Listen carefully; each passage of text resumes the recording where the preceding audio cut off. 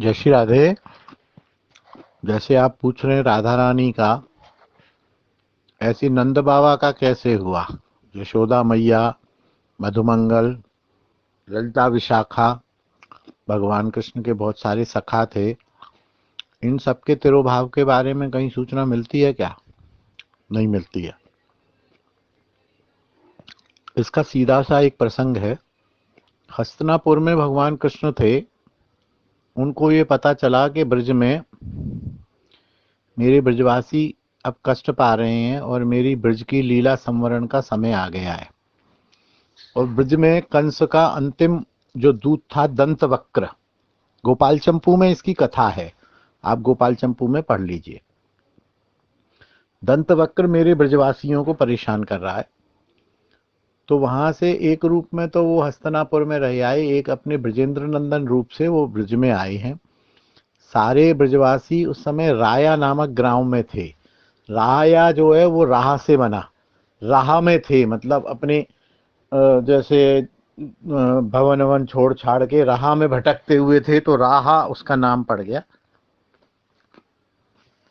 आके पहले तो दंतवक्र से दो दो हाथ किए।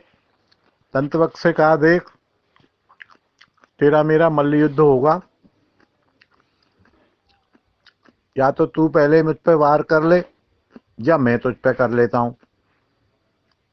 और कृष्ण ने कहा, ऐसा कर, तू मुझ पे पहले वार कर, क्योंकि मेरे वार से तू बचेगा नहीं, तो तेरे मन में मलाल रह जाएगा कि मेरे को तो मौका ही नहीं मिला। तो तू मेरे को वार कर ले, तू बच गया तो मैं तेरे ऊपर फिर वार करूंगा। तो दंतवक्र ने वार किया है भगवान पर, कुछ हुआ नहीं, ऐसे लगा जैसे हवा में मार रहा हो। उसके बाद कृष्ण ने प्रहार किया है, दंतवक्र को मारा है। दंतवक्र मारा गया, जो कंस का अंतिम दूत, अंतिम दुष्ट, अंतिम राक्षस जो भी था। दंतवक्र वध के बाद कृष्ण ब्रजवासियों के पास आए हैं, नंद बाबा से मिले, राधा रानी से, सब सखियों से मिले। तो सबने कहा, कृष्ण तुम तो चले गए वहां, हमें यहाँ छोड़ गए, समय बदल गया है, ये है वो है। तो कृष्ण बोले, नहीं ठीक है, आप लोग भी परेशान हो, मैं एक रथ बुलाता हूँ और उसमें आप मेरे साथ बैठो और मेरे साथ चलो सबके सब। तो भगवान ने एक दिव्य रथ बुलाया, और दिव्य रथ इतना बड़ा था कि उसमें सारी गायें, सारे छकड़े, नंद बाबा, जितने भी ब्रजवासी थे उनकी लीला परिकर थे। लीला परिकर ही थे, कुछ दूसरे दृष्टा थे, तो दृष्टाओं को तो छोड़ दिया, जो लीला परिकर थे, ललिता विशाखा, राधा रानी, नंद बाबा, यशोदा, मधुमंगल आदि जो भी थे, उन सबको उसमें बैठाया है रथ में, और रथ को स्वयं चला के वो लेके चले गए। मथुरा में जो अक्रूर घाट है, जहां से अक्रूर उनको मथुरा ले गया था, वहीं आए हैं। और वहां उस रथ को उन्होंने यमुना किनारे पर लाके और यमुना में ऐसे प्रवेश कराने का नाटक सा किया है। तो जैसे ही वो यमुना में रथ ने प्रवेश किया, तो सभी ब्रजवासियों की पलकें झपकी के, अरे ये कन्हैया ये क्या कर रहा, पानी में कैसे उतार रहा रथ को। पलकें झपकी हैं, और पलक झपकते ही जैसे पलकें खुली हैं, तो सारे के सारे नित्य गोलोक धाम में उन्होंने अपने आप को पाया, और उनको ये विस्मृति हो गई कि हम कहाँ गए थे और क्या हुआ क्या नहीं हुआ।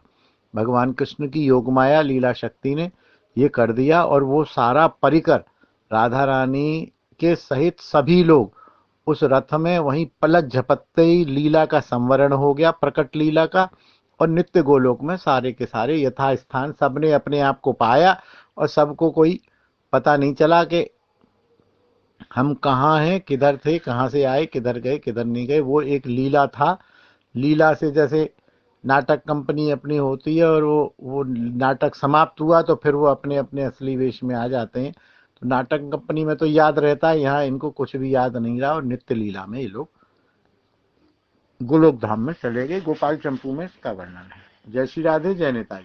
बोल हरि बोल हरि बोल हरि बोल हरि बोल हरि बोल हरि बोल हरि হরি বল হরি বল হরি বল।